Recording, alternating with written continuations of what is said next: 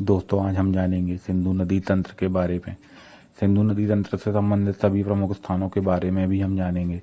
तो दोस्तों सबसे पहले हम प्रमुख नदी सिंधु नदी के बारे में देखते हैं। सिंधु नदी का उद्गम तिब्बत में मानसरोवर झील के पास बोखर ग्लेशियर से होता है।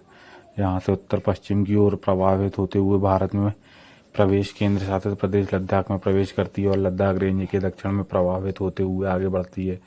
आगे चलकर यह लद्दाख की राजधानी लेह इसी नदी के राइट साइड में बसा हुआ है, जो भारत का सबसे शुष्क स्थान है। यहाँ सिंधु नदी के दक्षिण में जौस रेंज है।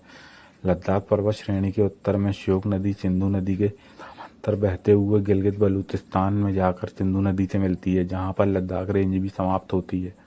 फिर यह नदी कराकोरम रेंज के दक्षिण में प्रवाहित होते हुए आगे जाकर पाकिस्तान में प्रवेश करती है।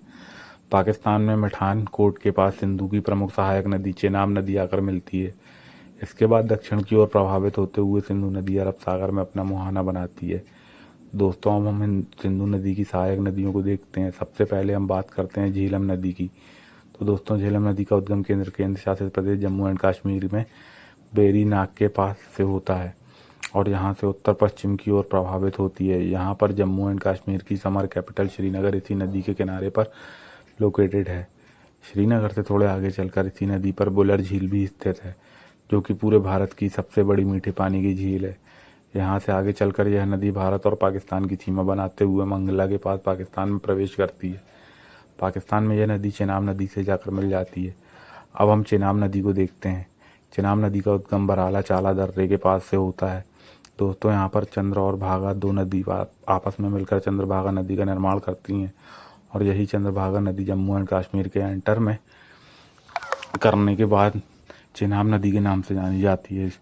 जम्मू कश्मीर से निकलने के बाद यह नदी पाकिस्तान में प्रवेश करती है और पाकिस्तान में झेलम रावी और सतलुज नदी इसी नदी से आकर मिलती है और फिर यह नदी सिंधु नदी से आकर मिल जाती है। यहाँ आपको ध्यान देना सहायक नदियों में अन्य नदियाँ चेनाब नदी से आकर मिलती हैं और फाइनली नाव नदी सिंधु नदी से जाकर मिल जाती है। अब हम रावी नदी को देखते हैं।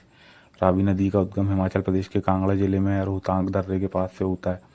हिमाचल प्रदेश से निकलकर पंजाब और जम्मू कश्मीर की सीमा बनाते हुए आगे बढ़ती है। यहाँ सीमा पर ही इसी नदी पर रणनीति सागर डैम स्थित है। यहाँ से आगे निकलकर यह नदी पाकिस्तान और भारत की सीमा बनाती है। पाकिस्तान में प्रवेश करने के बाद इसी नदी के किनारे पर लाहौर स्थित है। आगे जाकर यह नदी चेनाब नदी में जाकर मिल जाती है। अब हम देखते हैं दोस्तों व्यास नदी को। व्यास नदी का उद्गम रोहतांग दर्रे के पास व्यास कुंड से होता है। हिमाचल प्रदेश में कुल्लू घाटी भी इसी नदी के किनारे पर लोकेटेड है। इससे आगे यह पश्चिम की ओर प्रभावित होती है और पोंग डैम व्यास नदी पर ही स्थित है। पंजाब में प्रवेश करने के बाद हरी के नामक स्थान पर यह सतलुज नदी से मिल जाती है।